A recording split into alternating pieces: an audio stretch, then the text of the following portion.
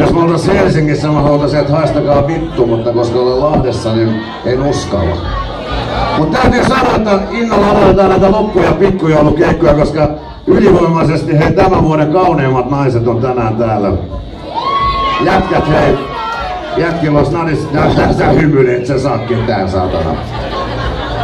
Sinuna vetäisin vaan kännin. Niin minäkin teen.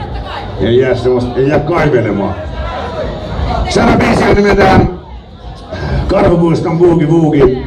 Haluan omistaa sen Suomen tämänhetkisen kuumimmalle jääkiekkoille nimeltä Mikael Granlund. Vaikka hän pelaakin niissä saatana tyhjänä-pippeleissä, niin voi sille yhden biisin omistaa.